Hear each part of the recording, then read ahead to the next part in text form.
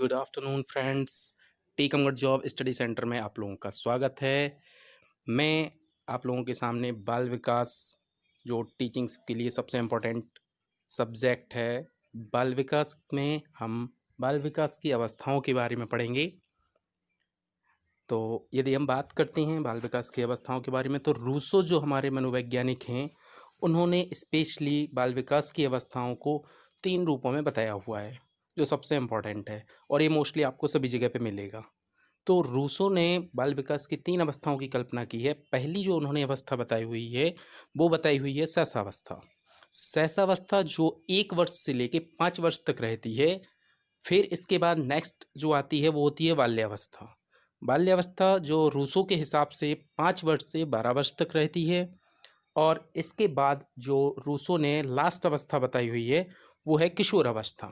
किशोर अवस्था 12 से 20 वर्ष तक रहती है।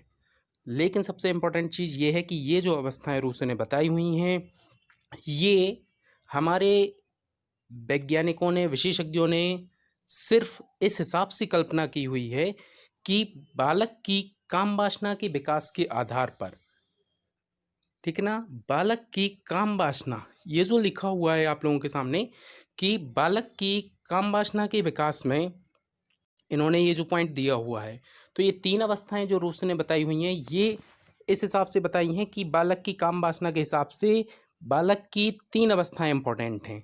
इसके बाद यदि हम बात करते हैं तो हम बात करेंगे भारतीय ऋषि मुनियों के आधार पे।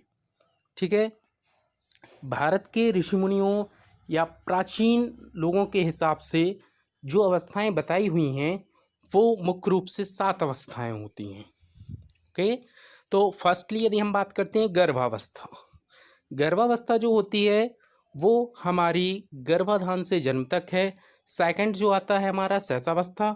शैशवावस्था जन्म से 5 वर्ष तक रहेगी। फिर इसके बाद आएगा बाल्यावस्था। बाल्यावस्था 5 से 12 वर्ष। किशोरावस्था 12 से 18 वर्ष। युवावस्था 18 से 25 वर्ष। प्रौढ़ावस्था 25 से 55 वर्ष। और लास्ट होती है हमारी वृद्धावस्था, जो 55 वर्ष से मृत्यु तक चलती है। बट सबसे मेन कंटेंट ये होता है कि ये बेस पॉइंट होता है हमारी अवस्थाओं के बारे में।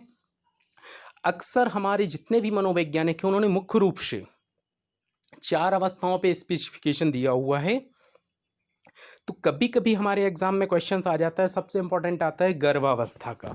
यदि हम बात करते हैं तो ये जो हमारा गर्भावस्था वाला कंटेंट है, गर्भावस्था का सबसे ज़्यादा क्वेश्चंस क्रिएट होता है और उसमें आता है कि बालक का विकास जो होता है वो कब से प्रारंभ हो जाता है। तो ये गर्भावस्था से प्रारंभ हो जाता है। ठीक है, नेक्स्ट क्वेश्चंस यहाँ पे क्रिएट होता है हमारा, गर्भावस्था से ही हमारा एक क्वेश्चन क्रिएट होता है यहाँ पे। तो ये जो क्वेश्चन हमारा क्रिएट होगा, तो गर्भावस्था का क्वेश्चन यहाँ पे हमारा क्रिएट ये हो जाता है कि गर्भावस्था का टाइम पीरियड कितना होता है। तो गर्भावस्था का टाइम पीरियड जो होता है वो होता है 280 दिन। अब कभी कभी एग्जाम में क्वेश्चन आता है कि वो आपको क्लियरली 280 दिन नहीं देंगे, वो आपको सिर्फ कितना देंगे, वहाँ पे 278 दिन या 290 दिन। तो हमें नियरेस्ट देखना है कि 280 दिन के नियरेस्ट क्या होगा।